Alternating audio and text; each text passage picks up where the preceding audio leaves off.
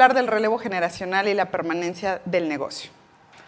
Es importante que partamos de una conciencia que las empresas familiares y las pymes son el 98% de la economía de México. Pero sabemos que solamente el 66% de las empresas son lideradas por la primera generación. Y así va disminuyendo, el 29% solamente la segunda y el 4% la tercera generación. ¿Por qué sucede esto? Porque no existe una preparación de este traspaso. Y déjame aquí hacerte una analogía. Pensemos en un barco, pensemos en ese capitán de barco que va al timón y puede tener un muy buen equipo de gente que va remando, que va cuidando que todo vaya en orden, pero si ese capitán de barco no se preocupa y no se da el tiempo de que alguien más conozca cómo operan los motores, si finalmente no comparte esas coordenadas de hacia dónde se dirige ese barco, si solamente él tiene la visión de qué cuidar en el océano, va a ser muy difícil que él en algún momento pueda despegarse de ese timón. Y tal vez me dirás, pues es que no quiero despegarme, pero hay condiciones que no controlamos, temas de salud, temas en los que el cuerpo de repente necesita descansar, tu familia necesita que estés con ella. Y es por eso que es importante hacer esta preparación. Aquí quisiera hacerles una pregunta.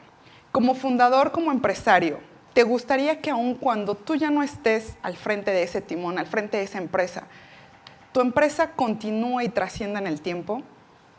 Estoy segura que tu respuesta va a ser sí. Y esto es porque finalmente generaste esa empresa para que pueda ser el patrimonio para tu familia. Entonces es importante que cuides que este proceso pueda darse de la mejor forma. En ocasiones tenemos miedo a este proceso y le oímos a esas conversaciones incómodas de platicar cuándo será el mejor momento para hacerlo. Se dan conflictos entre la empresa y la familia. Y esto tiene que ver porque parten de dos lógicas distintas. La familia parte de la lógica del afecto, de las emociones. Creemos que por ser familia nos queremos, estamos de acuerdo, hay cosas que no tenemos que dialogar o ya todo está sobrescrito, ¿no? Y no nos gusta tanto generar cambios porque eso puede hacer olas, ¿no? y generar conflicto. Mientras que en la empresa la rige la lógica del dinero y la razón. Sí o sí, las empresas están creadas para generar rentabilidad, para realmente generar productividad. Sí, también para generar empleos y demás, pero todo en la perspectiva de crecimiento. En la empresa los cambios son una constante y también hay un vínculo contractual. La gente tiene unas responsabilidades, cosa que a veces no se limita del todo en el tema familia. Y en medio de estas dos está esa zona de fricción. Y aquí déjame decirte que si crees que esa zona de fricción se va a eliminar, pues desafortunadamente no va a ser así. No podemos eliminar que existan estas fricciones. Lo que sí podemos hacer es tener mecanismos para gestionarla y hacerlas mucho menos dolorosas, ¿no? Y uno de estos mecanismos es el modelo de los 3 círculos. Hoy quiero explicártelo de una forma muy general para que entendamos la importancia de conocer los roles. ¿Sí? El que en estos círculos, familia, empresa y propiedad, podamos identificar quién ocupa qué círculo y cuáles son sus responsabilidades. Este modelo es un marco de referencia que surge para todas las empresas familiares, no importa tu edad, el giro o en qué parte del mundo se encuentra.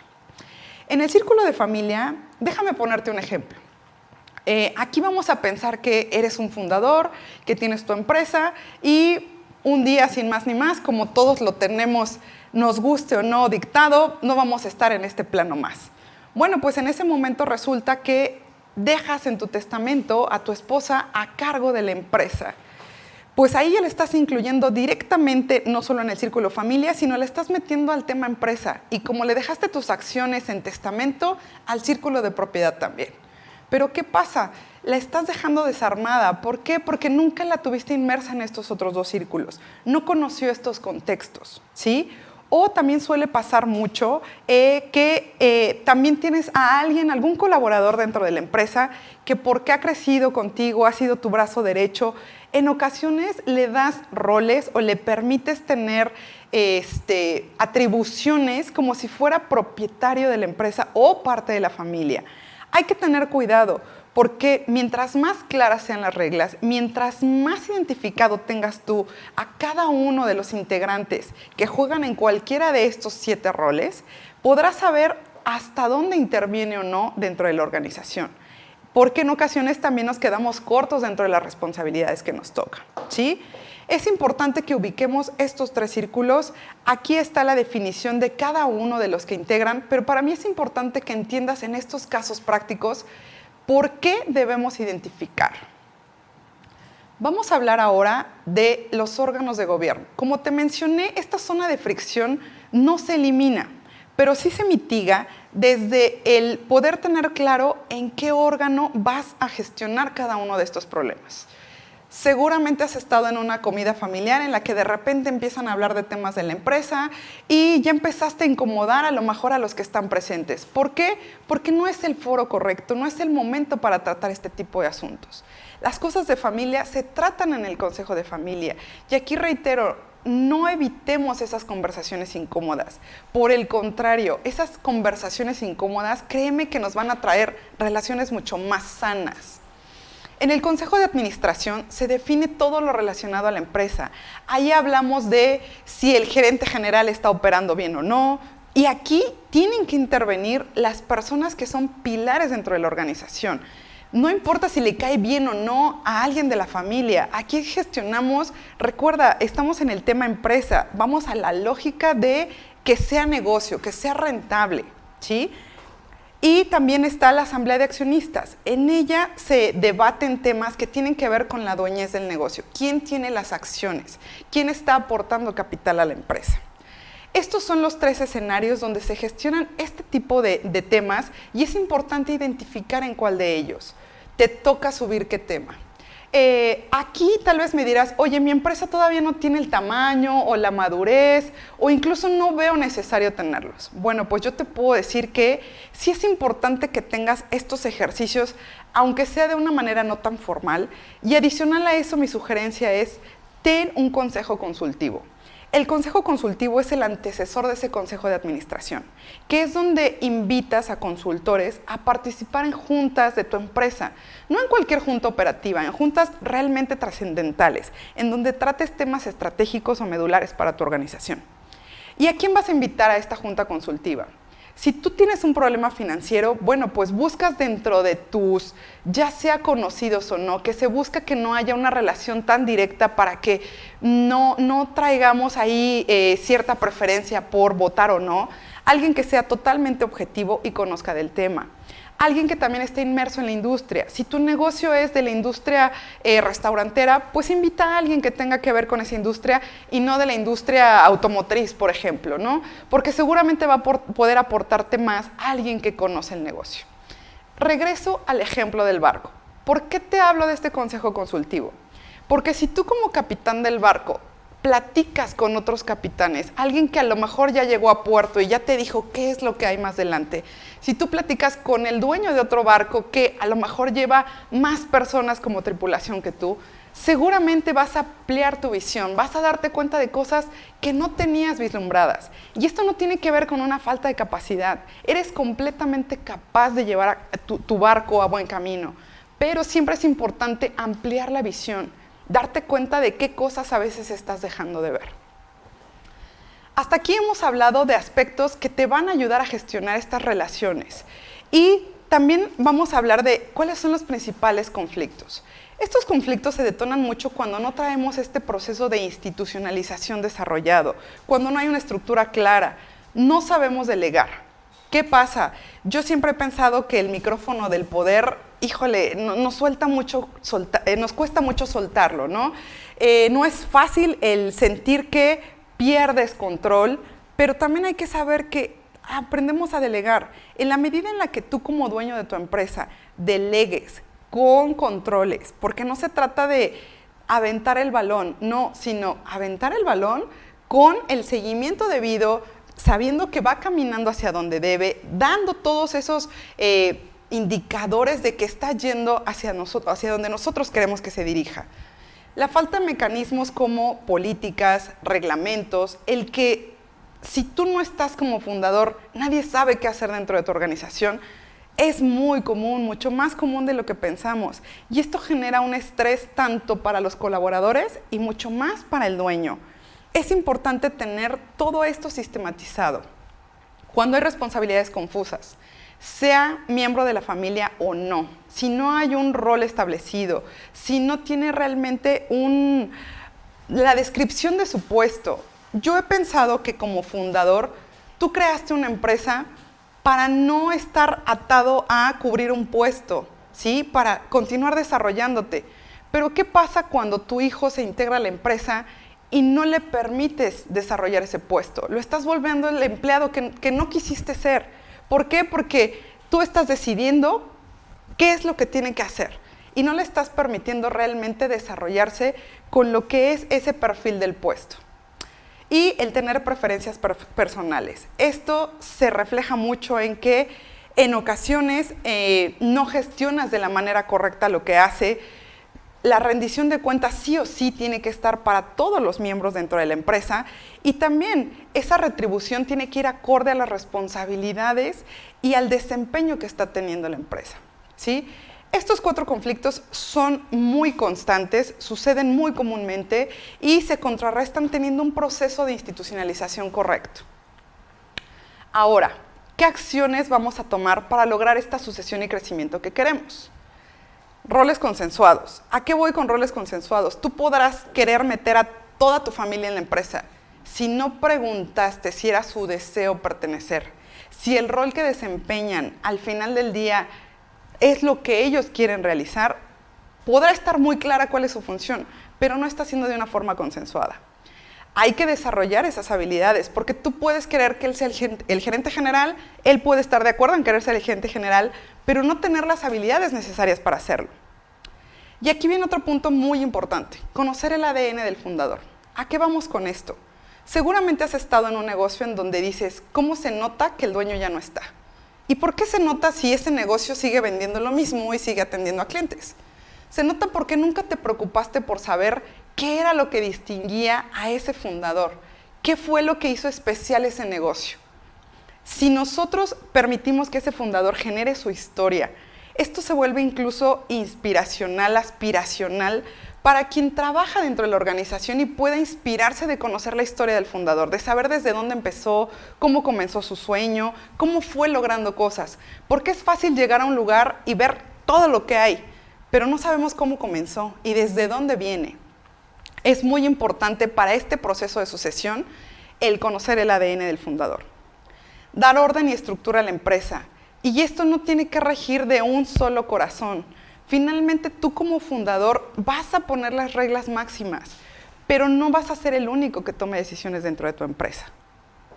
Ser una empresa institucional. De verdad que este proceso de ir desarrollando madurez en el proceso de institucionalización te va a permitir darle esa columna vertebral a la empresa, ¿sí? Capacitar a los miembros de la familia. Si es indispensable capacitar a todos dentro de la organización, hacerlo con los miembros de la familia aún más. Realmente tenemos toda la responsabilidad de continuar en ese crecimiento porque somos la visión que va a continuar el negocio. Y establecer un plan de sucesión. ¿Cómo saber cuándo es el momento correcto? De verdad que desde siempre es importante tener un plan alterno. Yo creo que con la pandemia aprendimos que nada está por sentado, no podemos dar por hecho nada. Entonces siempre es importante ir desarrollando ese plan. Obviamente es un traje a la medida que se desarrolla de acuerdo al fundador, a los sucesores, a la empresa. Entonces puede ser que te tome más o menos tiempo. Entonces no hay un deber ser de a los 5 años que te quieras retirar, tienes que empezar un plan. No funciona de esa manera. Pero sí es importante siempre tener un plan B, tener este plan de ir creando tu sucesor. Y desarrollar tu gobierno corporativo y tus órganos de gobierno. El gobierno corporativo son esta serie de instrucciones sobre las cuales se van a regir los órganos de gobierno. ¿Y quién determina este gobierno corporativo? Tú como fundador. Es aquí donde no pierdes el control de tu empresa, porque los lineamientos, los barandales sobre los cuales van a caminar estos órganos, los determinas tú como fundador. Hasta aquí hemos dado muchas acciones que puedes ir tomando para trabajar en este proceso de sucesión y crecimiento de la organización. Y a mí me gustaría que recordemos el que la sucesión se da en dos vías, operativa y patrimonial. La sucesión operativa es todo este know-how, todo este enseñarle a ese siguiente capitán todo lo que tiene que tomar en cuenta dentro del barco, cómo dar mantenimiento a esos motores, cómo saber calcular las coordenadas, qué voltear a ver en el océano. Y no dar por hecho que porque te acompaña a ir en el barco, él ya se está dando cuenta de todo lo que tú haces. Así no es como funciona el proceso de sucesión. Y adicional a esto, la sucesión patrimonial, que tiene que ver con el ceder acciones, heredarla por testamento. Finalmente, todo eso sí se da a nivel documental y es importante, pero tiene mucha mayor relevancia en la permanencia de tu negocio el que puedas hacer esta sucesión operativa, en el que sea un acompañamiento y un coaching de el posible sucesor hacia este tema operativo. Y ahora me gustaría hacerte una pregunta. ¿Cómo te gustaría que fuera el retiro de tu empresa? Hay tres formas básicamente de retirarte.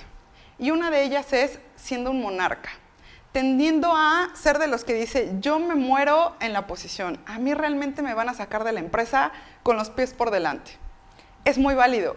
Simplemente toma en cuenta qué consecuencias trae hacerlo de esta manera. Vas a generar un estrés a las personas que finalmente se quedan sin haber tomado en cuenta muchos aspectos que solo están en tu mente. Otra manera de retirarse es haciéndolo como un general. Son aquellos que saben que tienen que retirarse, saben que es momento de salir, pero generan toda una estrategia para tener que regresar a la empresa a salvarla. De verdad que se da mucho más de lo que creen. Y es porque no desarrollaste un plan de vida alterno. Si tu corazón está directamente enlazado a tu empresa y no tienes un proyecto de vida, tengas la edad que tengas, va a ser muy difícil que te sueltes de ese salvavidas del cual has nadado los últimos 60 años de tu vida. Y es totalmente entendible. Simplemente date cuenta si quieres tener esa dependencia total a ese cordón umbilical que se llama empresa. ¿En qué momento vas a voltearte a disfrutar de todo aquello que generaste gracias a tu empresa? Y por último, ¿deseas retirarte como un embajador? Es aquel que tiene un retiro elegante, colaborativo, que sigue dentro de la organización, pero ya no en la operación, sigue como mentor, sigue como consejero, como presidente del consejo o como persona dedicada a las relaciones públicas. Finalmente, tu imagen regularmente como director vende. El que tú cuides de tus clientes vende. El que puedas sentarte a tener momentos donde tu mente se enfríe mucho más y puedas ver qué más puedes hacer con tu negocio, tal vez invertir en otras cosas, tal vez revisar exactamente cómo van todos esos activos y qué más puedes hacer para desarrollar el negocio. Básicamente, esto es lo que te puedo decir que hay que tomar en cuenta para lograr que este proceso de relevo generacional no ponga en riesgo la continuidad de tu negocio. Pues muchas gracias. Les dejo aquí mis redes sociales. Estoy a la orden. Suelo postear mucha información que tiene que ver con empresas familiares o dirección estratégica. Y pues cualquier cosa, aquí están mis datos. Mil gracias, Vanessa. Lograr un exitoso relevo generacional y continuar con el crecimiento es un reto para las pymes, por lo que es fácil entender el valor de la información y herramientas que nos acabas de aportar. Te pedimos, por favor, nos ayudes con la respuesta a las preguntas que nos plantean los participantes. Claro que sí. Perfecto. De acuerdo con tu experiencia, ¿qué sucede cuando repentinamente el fundador y director de la empresa fallece? Bueno, pues adicional a este sentimiento de pérdida que se tiene en ese momento, se genera mucha angustia al no saber por dónde comenzar a tomar el timón. Aquí lo que sugiero es hacer una junta con los pilares de la organización, esas piezas clave. Puedes hacer una junta con todos y después de manera individual, porque seguramente te dirán cosas que no se atrevan a decir en público y que serán herramientas muy valiosas para que sepas qué pasos dar. Para esto conocerás el estatus de la empresa y ahí debes semaforizar qué prioridades y qué impacto tienen dentro de la empresa. Porque tal vez hay algo que es de un impacto muy fuerte, pero con poca probabilidad de que suceda. Tienes que hacer también reuniones familiares y con los pilares de la empresa, la gente de la familia y aquellos dueños o accionistas que hasta el momento tenga la organización. Perfecto. Siguiente pregunta. ¿Cuánto afecta o beneficia el que los dueños o dueño de una pyme designe a sus hijos o familiares en puestos claves de la empresa? Realmente es una excelente decisión, insisto, si esto está consensuado. Si esta persona tiene todas las habilidades y cubre el perfil para el cual lo estás requiriendo. Y también hay que estar conscientes de que algo que sucede muy comúnmente en las empresas familiares es que no les permitimos trabajar, que queremos que sigan instrucciones. ¿Por qué? Porque yo como dueño soy el que mejor conoce la empresa. Démosle esa oportunidad de trabajar, de desarrollarse y respetemos su tramo de control. Esto va a generar un mayor compromiso y amor por la organización. Perfecto, gracias. Esperamos que sus dudas se hayan aclarado y recuerden que para cualquier otro apoyo nos pueden contactar a través de nuestras redes sociales como Foro Digital Pyme. Vanessa, nos trajiste una sorpresa. Platícanos de ella, por favor. Claro que sí. Ahí en mis redes aparecía mi correo electrónico, es contacto@vanessabautista.com.mx. Y si me regalas un correíto, yo puedo regalarte un ebook que va a contener el FODA de las empresas familiares. Aquí vamos a analizar cuáles son las fortalezas, oportunidades, debilidades y amenazas que de por sí tienen ya las empresas familiares. Y adicional a eso, viene integrado el decálogo de las empresas familiares. Son 10 recomendaciones que seguramente, si tomas en cuenta, te ayudarán a aligerar toda esta gestión de la familia y empresa. Perfecto.